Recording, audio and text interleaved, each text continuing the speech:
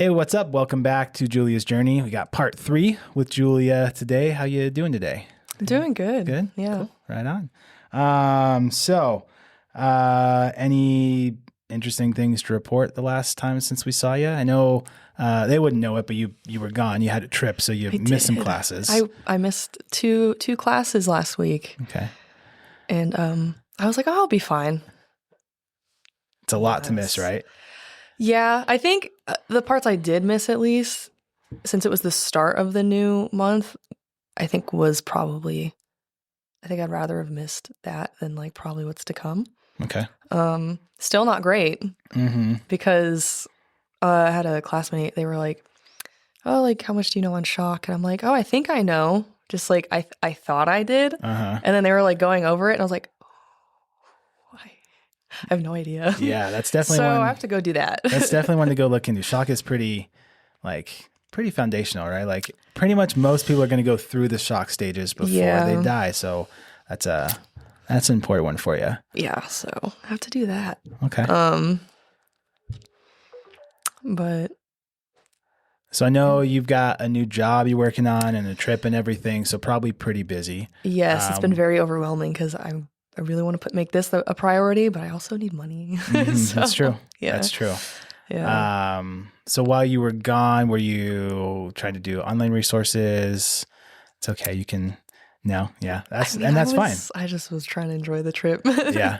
Yeah. Because my plan was just to come back and just really full send Hammer it. it then. Yeah. And then when I got back, the job was like, you need to have everything completed this week. And I'm like, okay, cool. So this weekend looks like I'll probably be trying to do catch up. Okay. Yeah. Cool. So you missed a couple different, because now you're in the trauma section, right? So you finished foundations, you missed some trauma section stuff. You're here today. What'd you guys go over today? A lot. Chest and abdominal stuff. Okay. Anything that you learned today that like really stood out of like, oh, I didn't know anything about it. That's really cool. Anything like that? Yeah. Oh my goodness, what is it called? It starts with C. When you get hit in the chest at the like commotio cordis. Yes. Probably. Yeah. Your heart, like the vital beat or something? Yeah. The refractory period. So if you get hit in there's absolute, we're going to go way deeper than we need to on this. But yeah, there's a time in the electrical cycle of the heart where a sudden like traumatic blow to the chest can cause you to go into like a VTAC or VFib or a ventricular bad, you're going to die rhythm essentially. Yeah. That was horrifying information to find out. I did not know that was a thing. I'm not surprised, but that's kind of, then I started going through all the moments in my life that I was like, oh, that could have been something way worse, like fatal for someone. And I was just, but it was cool to learn about it. It's like, it's so hyper specific of when you need to get hit that it is incredibly rare. I'm assuming you saw, I think it's Mar Hamlin. Did you see the video today? Yeah. Right. Like, I mean, that's the one video everybody uses because it's like the one thing we can all point to of like, so for anybody watching that doesn't know, there was an NFL player who during a game, it was just like a standard tackle, standard hit, but he hit him in the chest at the right time that he went into cardiac arrest on the field and was treated on the field. And I think he's back playing. I want to say he continued to play after. So, he was able to be treated and everything. But what we're talking about now is commotio cordis. You get hit in the chest, you can go into a bad heart rhythm and die. And so he did on live TV on the field. It was all recorded. And so it's very common in your EMT class to have your instructor show that video because it's a really good example of seeing that happen. Yeah, it was like as soon life. as he stood up and he just like collapsed. Yeah, because it probably put him in like a VTAC and he had enough heart left to stand up, and then it was just no more perfusion to his brain and he went down. And generally for those, if you have early defibrillation, it's very manageable and survivable. So as he did, and he continued to play, which is crazy. He didn't play that same day. He continued his career. He still plays in the NFL, I believe. So he does. I'm pretty sure he does. Yeah, I think so. So you learned about that. Anything else that you were like, because I mean, abdominal genitourinary injuries is usually like the one with all the giggles and, like standout stuff. I mean, nothing too crazy, because I feel like I always, not always, but I was familiar with like a lot of the seatbelt injuries. Mm-hmm. I liked the rib fracture stuff because with jujitsu, I don't know. It's starting to make me realize like maybe I should go get looked at when I'm, it hurts to breathe. Because I was just like, I would sit there and just like look at I don't know, like a picture of like the body. And they're like, oh, where does it feel like I'm hurting? I'm like, oh, it might be an intercostal injury. I was like, I could have like fractured my rib or something because it hurt to breathe. Mm-hmm. I'm fine now, but it's like, it is putting things into perspective. Yeah. Because I'm like, okay. So it was nice to learn more of the different types of rib fractures. Mm-hmm. And then like doing CPR and like when people say the ribs are breaking, but it's the cartilage. Mm-hmm. I never really thought about that. That's something I dread the day I have to feel, because I know you were talking about it feels like a bubble wrap. Is that what you said? To me it kind of feels and sounds like bubble wrap as you press the chest. Horrible thought. Yeah. So I don't look forward to that. I've never looked forward to that, but even more so after you said bubble wrap. Because then if I'm never going to see bubble wrap the same. Yeah. It's not going to be fun anymore to pop. None of the world will look the same to you after doing this class. I can promise you. Everything, just like you're already saying, right? Yeah. It's already. Yeah, you're like, oh, should I have gone to the hospital? Now looking back, I probably should have gone to the hospital for that. Mm-hmm. Yeah. Especially because I get thrown a lot. It's jujitsu, but a lot of our takedowns, we, still impact and getting crushed by giant men. Mm-hmm. So yeah, definitely has me thinking a little more. Yeah, and that's fair for sure. I can tell you, especially as a parent doing this stuff, like it's a whole of like, oh, I'm so glad I'm not a parent because I'm scared I'd become like a total helicopter parent. Yeah. Unintentionally, but it would just be very scary. Yeah. No, yeah, many times I've had to remind myself of like how many times I've done this job for like 15 years almost. How many times have I seen that in the field in real life? None? Okay. It's probably okay. Like, these things can happen, but how many commotio cordis calls have I been on? This is literally zero. Right? Like, it could, but it's probably not going to, there is a little bit of perspective of we're teaching all the bad stuff that can happen.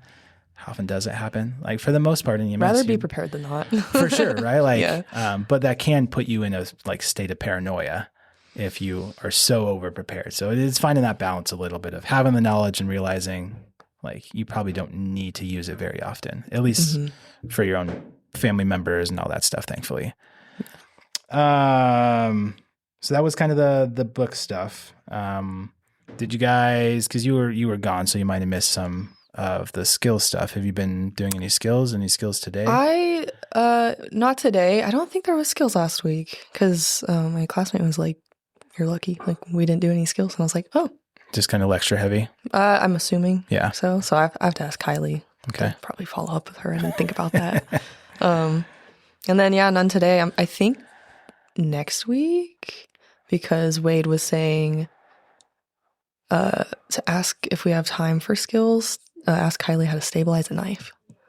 Okay. Or, like bandaging it? Mm-hmm. Yeah, there's kind of specific way we bandage just impaled objects in general. So I want to know that. Yeah. It's an important thing to learn because I know I've known since I was a kid never to pull like impaled things unless, what was it? Like CPR and airway. CPR and airway. Yeah. But it'd be cool to learn that. Mm-hmm. Have you guys started any trauma or medical assessments yet? Have you guys started to learn how to do like a full medical or trauma assessment? There's a skill sheet specifically for it. You might not have even started. They went over that last week, I think, briefly. Okay. Briefly. And then I think it was brought up very briefly again today, but I missed out. So I think next week, we're going to go over it more. Okay, cool. Yeah, I was just wondering if you guys had started working on that yet. Is it because there's like the head to toe and then there's is that what you're talking about? The secondary assessment? Yeah. The skill sheet has like really basic scene size up information. So is my scene safe? Am I wearing my gloves and all that stuff? And how many patients do I have? And then it goes into what's going on, what's the chief complaint with the patient, and then airway, breathing, circulation, that kind of stuff. And then we'll get into like the head to toe or focus assessment on injuries. And it's very structured. The scene size ups. Yeah, we've gone over for sure. So started kind of down that path a little bit. Mm-hmm. Okay. But not to the point where you are checking stuff off yet. No. Not that unless they did last week, but today, no. Okay. Have you had any skills checkoffs altogether? I can't remember from talking to you last time, any of the other skill sheets. Like, have you guys been proctored for CPR checkoffs or anything yet? Yeah, CPR, I think. Because that's when we got our CPR cards. So that would be the same day, I would assume. I would assume, yeah. So that's that. I would assume yes. So, yeah. I think we did talk about the CPR stuff briefly. Okay. How about like splinting and airway? Have you guys done proctored? Yeah. Maybe not tested, but we were spent like the week doing splinting and tourniqueting. You feel pretty confident with doing those different skills? Yeah. Especially the tourniqueting and stuff, because that was military. Yeah. Like learned years ago, and I feel more confident learning here. It just like seemed better. A little refresher. Yeah. And then we did the airway scenario. Mm-hmm. I don't know what that scenario is called. Mm-hmm. Yeah. With the oxygen tank. Oxygen administration, airway management. Yeah. Especially. Yeah. That one, I did as if I was being tested, and that was pretty good. Okay. Mm-hmm. Cool. But haven't been officially tested on it yet. Okay. Yeah. That's what I was just wondering if you've like had that pressure and that stress of like going into the room by yourself with a proctor and having to check off that. No. I think I mentioned it. It seems very similar to how they did evaluations in the military for your job. Because it was like very like you could lose your not credential. What's the word? I struggled this last time. I remember. I couldn't remember the word for it. You would lose your skill level, not skill level. This one I can't help you with. I don't remember.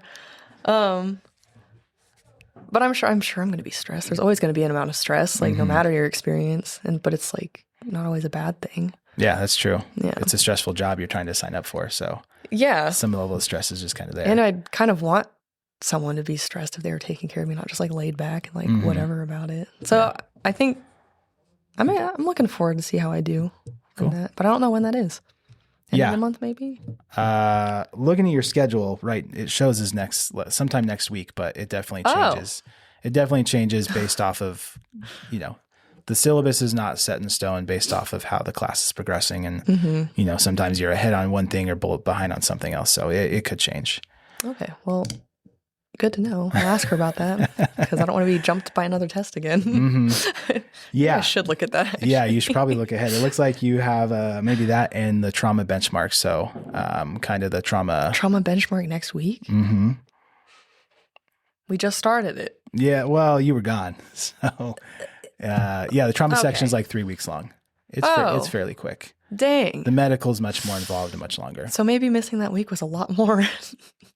We'll find out. Whoopsies. Yeah, maybe just get with your instructor to see kind of, what you need to do to get caught up and be ready for it. I need to email her. Yeah.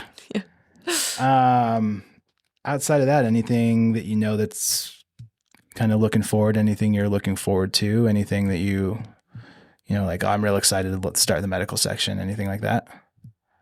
I don't know. I was really looking forward to living in the moment. I have been. I'll probably look ahead so I can actually answer that next time because I know it's not the first time you've asked me this. I was looking forward to the trauma section because that stuff scares me. Mm-hmm. So I wanted to learn about it. Yeah. Yeah. Ooh, the intestines being out. Gnarly. The evisceration. Mm-hmm. Mm-hmm. Yeah, I think there's a good picture in the book and in the slideshow. We sure saw a picture, yeah. Yeah. Like, oh, yeah, that's like fat. And then that story you said of like fat popping out of something. Oh. Hate it, but I want to learn about it. Yeah. Another story we won't tell here. It's a little... Sorry. No, it's okay. It's just a little graphic, I think, for the context of what we're talking about. But, that's fair. But yeah, it does happen. And the trauma section, there's some very... Like if you're going to take the class, be ready. There are some gnarly visuals in the book and in the slideshows and everything you're going to see. Sabrina is nodding back there because her boyfriend went through the course and she probably over the shoulder saw. But there are some like, oh, I hope I never see that again kind of pictures in there. So yeah, I feel like our warnings, because we're like, oh, we'll give you a warning. And the warning is like 2 seconds before it's shown. So it's, you don't get much time to think about it, which I guess is kind of how it would be. Like in a sense. I mean, like, because how are you going to fully know what it's going to look like? A little bit, right? And even going to calls, sometimes it's like explicitly stated, like this crazy thing is happening. And sometimes it's just like a person fell down and you get there and like, oh, your guts are hanging out, you know, like, oh, geez. You know, that's very not a common thing, but like just, you know, or just like, yeah, it was just a fall and it's like, oh, the person's has an open fracture of the ankle that I'm seeing and their bones hanging out, you know, that kind of stuff. So sometimes you go into it like, this is going to be gnarly. And sometimes just kind of sneaks up on you. Yeah, a little bit. Yeah. But yeah, you definitely get, I don't think desensitized is the right word, but like you just understand that that's just part of it. And so you're going to help them the best you can. That's why I'm trying to like really look at the pictures, because I'm just like, it's going to be worse in person. Like, but so at least get used to the picture, because you're going to see something eventually, even if it's not every day. Yeah. Yeah, that's true. It helps to be a little more prepared. So yeah, the jump scare is a little bit less when you see it in real life. Yeah, right on. So sounds like overall it's going pretty well. Yeah, I think so. Yeah, I feel like you're picking it up pretty well, and I feel like I'm not, but then when I'm being asked things, I'm like, oh, okay, maybe I am. Definitely a long way to go, but I think I'm doing okay. Yeah, this is week 6, so you're just about halfway because it's a 14-week course. So that is flying by. It flies by. Oh, geez. Yeah, you're moving along with it. Yeah.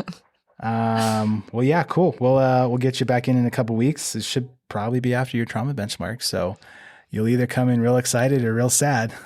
Hopefully excited. Yeah, hopefully I'm going to say excited. I like that. I like the self-confidence. That is what I'm for real, like for sure. Like I've said it, I'm sure before, I've taught for a long time. And so much of it is like you've already said, you don't feel like you know the material, but then you start talking about it or people ask questions like, oh, I know this, right? Like so much of it, especially for testing, is just like, what's your self-confidence level? Do you come in feeling confident about your knowledge? You're probably going to be pretty good. If you come in like, oh, this is going to go bad, it's going to go bad, right? So it's with anything. As with anything, for sure. But testing confidence is a big thing here. So just trust the process a little bit and you'll be fine. We'll have a good conversation, I think, next time after you have Look the forward to benchmark. it. Yeah. I'm excited to hear about your success. Same. Success on it. Same. Cool. Well, as always, thanks for being here. Yeah, thank you. We'll catch up with you in a couple weeks after it'll be the end of week 8. So hope it all goes well for you.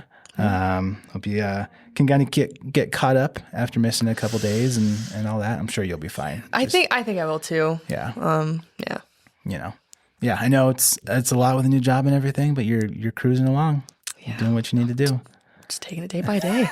By day. All we can do, right? Yes. All we can do. Cool. If you're watching, you have any questions or comments, anything, go ahead and leave it.